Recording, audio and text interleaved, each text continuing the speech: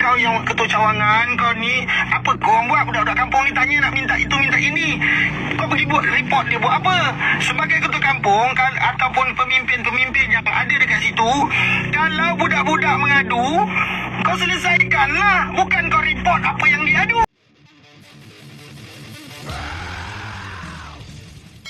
Budak kampung terus kena tahan polis sebab mengadu masalah kampung dekat media sosial.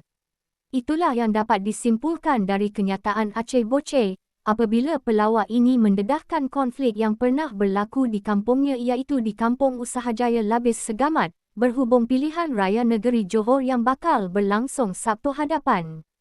Menerusi potongan video live yang dikongsikan di akaun TikTok Jabatan Integriti Rakyat itu, pelawak tersebut mendedahkan ketua kampung di tempatnya itu tidak pernah mengendahkan permintaan anak-anak muda mengenai masalah di kampung, malah mereka sanggup membuat laporan polis atas akta hasutan selepas anak muda berkenaan memuat naik masalah tersebut di media sosial.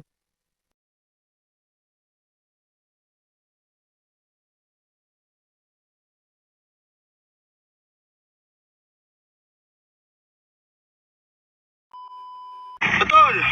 Mak, aku bukan buat cerita yang bohong-bohong ni, tak ada. Budak kampung mengadu nak ini, nak itu, nak ini, tak dapat diambil indah, tak dihiraukan.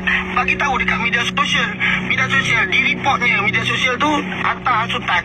Budak-budak kampung kena pergi balai bagi keterangan. IO Segamat turun, tepuk dahi. Kau ketua kampung, engkau ketua pemimpin, engkau yang ketua cawangan, kau ni apa kau buat? Budak-budak kampung ni tanya nak minta itu minta ini, kau pergi buat report, dia buat apa?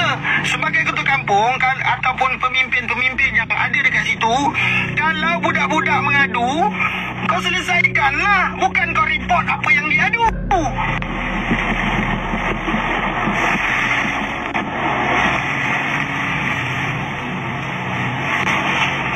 Kalau aku cakap macam ini, silap-silap aku ni pun kena ni.